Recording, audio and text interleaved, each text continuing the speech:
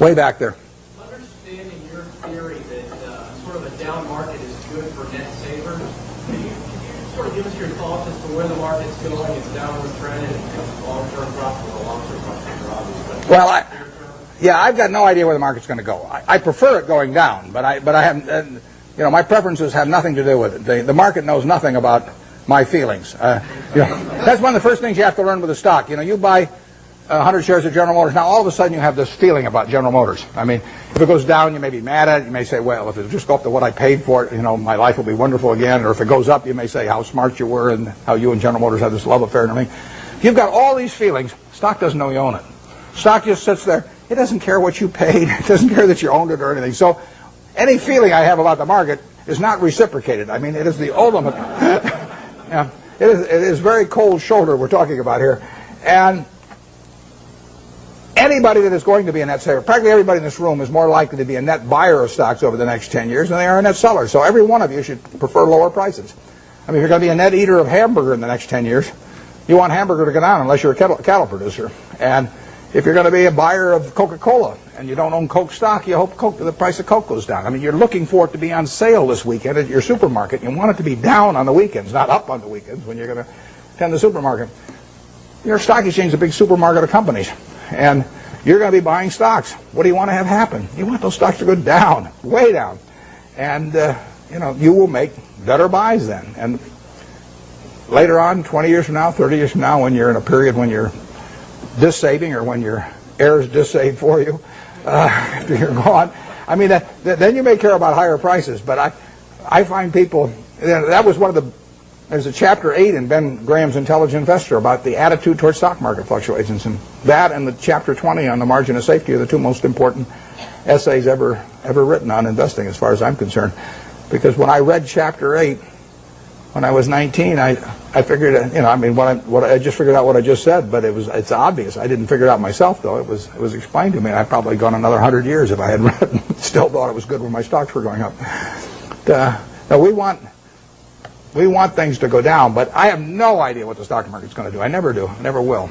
It's not something that I think about at all. When it goes down, I look harder at what I might buy that day.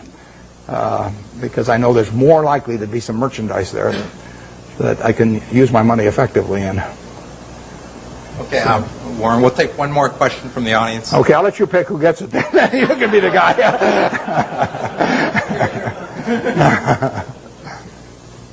What's the question? Okay, right back there.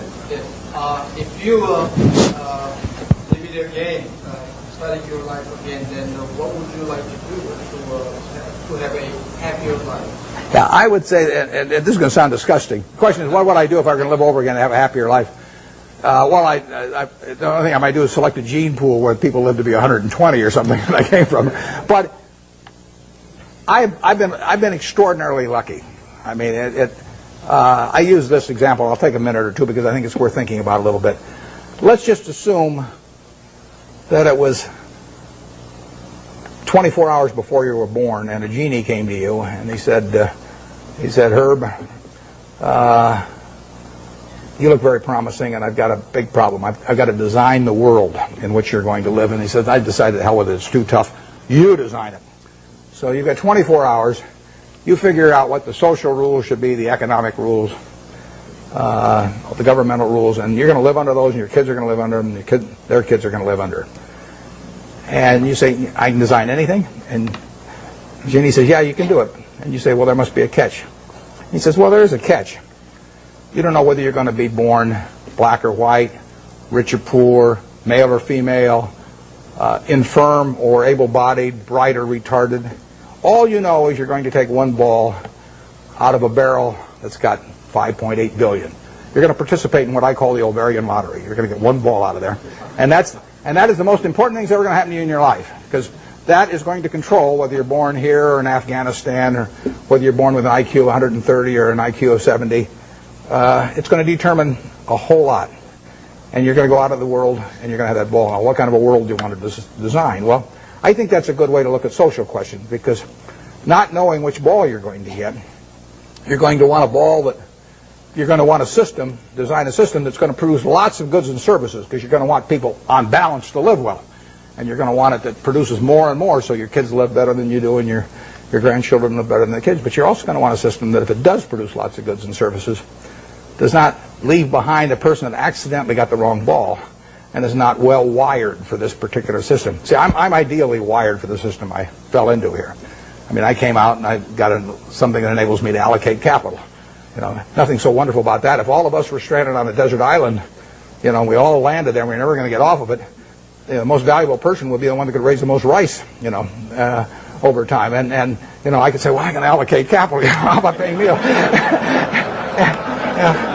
And you wouldn't get very excited about that. So I am in the right place. I mean, Gates says if I'd been born, you know, a few million years ago, I'd been some animal's lunch. You know, he says you can't run very fast, you can't climb trees, you can't do anything. You've just been chewed up in the first day. So he says you're lucky you were born today, and I am. But the question, getting back, one question you can ask yourself, incidentally, is here is this barrel with 5.8 billion balls. Everybody in the world. If you could put your ball back, and they gave you, and then they took out at random 100 other balls, and you had to pick one of those, would you put your ball back in? Now those 100 balls that you're going to get out, roughly 5 of them will be American. So there's 95 versus 5. So you're only going to have 5 balls. If you want to be in this country, you're only going to have 5 balls now left. You know, half of them are going to be women, half of them are going to be men. I'll let you all decide how you vote on that one. Half of them are going to be below average intelligence, half are going to be above. I mean, you want to put your ball back? Most of you, I think, will not want to put that ball back to get 100. So what you're saying is, I'm in the luckiest 1% of the world right now, sitting in this room, top 1% of the world. Well, that's the way I feel. I mean, I've been lucky to be born where I was, because it was 50-1 against me in the United States when I was born. Lucky with parents, lucky with all kinds of things, and then lucky to be wired in a way that in a market economy pays off like crazy for me. It doesn't pay off for somebody who's absolutely as good a citizen as I am, you know, leading Boy Scout troops, teaching Sunday school, whatever, raising fine families, but it just doesn't happen to be wired in the same way I am. So I've been extremely lucky, so I would like to be lucky again. And if I'm lucky, then the way to do it is to play out that game and do something you enjoy, you know, all your life, and be associated with people you like. I only work with people I like. You know, I don't. If I could make $100 million by buying a business with some guy that caused my stomach to churn, I'd say no, because I say that's just like marrying for money, which probably isn't a very good idea in any circumstances. But if you're already rich, it's crazy, right? So I am not going to marry for money. So I would really do almost exactly what I've done, except I don't think I'd have bought the U.S. Air. Thanks.